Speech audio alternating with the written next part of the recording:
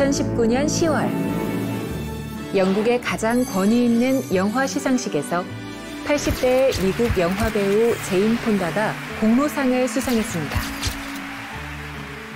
그러나 그날 제인 폰다는 시상식장이 아닌 기후변화 반대 시위 현장에 있었고 그의 손에는 트로피가 아닌 수갑이 채워졌습니다.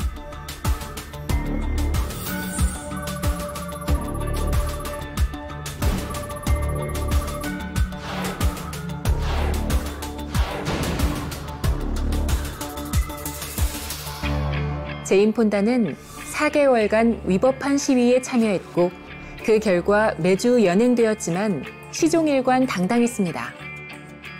그녀는 기후변화 위기에 대처하는 미국 정부의 정책이 정의롭지 못하다고 생각했습니다. 이에 저항한다는 의사를 분명히 밝히기 위해 위법한 행위를 한 것이죠. 이처럼 자신이 생각하는 규범적, 윤리적 근거를 널리 알리기 위해 법을 공개적, 의식적으로 위반하는 행위를 시민 불복종이라고 합니다.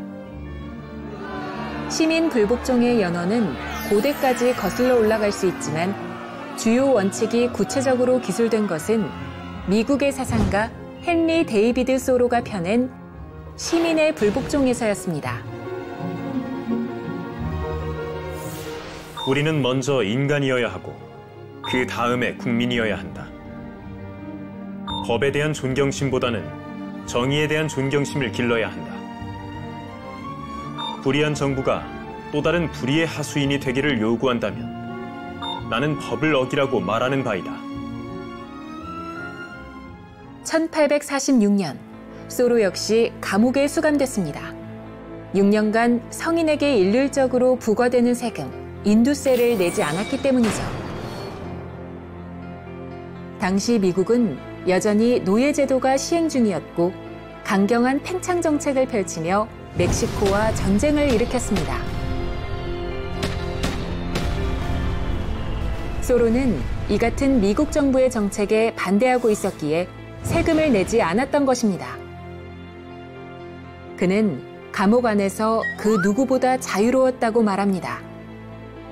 부당한 법이 존재하는 세상에서 정의로운 자가 있어야 할 곳은 감옥이라고 생각했기 때문입니다.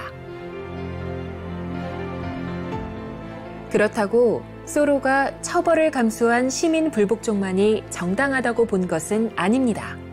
소로는 법을 넘어선 개인의 양심이 불복종을 판단하는 최종 근거라고 보았습니다.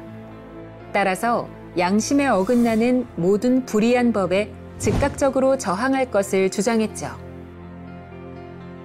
타협하거나 시간을 갖고 기다려보자는 주장에 대해서는 이를 통해서는 근본적으로 악법이 바뀌지 않을 거라고 말합니다. 개인에게 양심보다 다수가 우선이라면 도대체 양심을 무엇에 쓰라고 있는 것인가? 우리에게 필요한 것은 오직 단 한 사람의 양심적인 인간이다.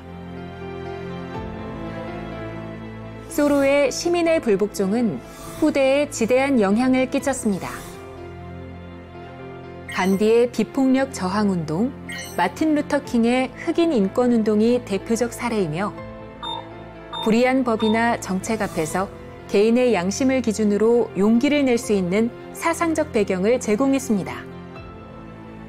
약 170년 전, 소로가 던진 질문은 현대를 살아가는 우리에게 여전히 묻고 있습니다.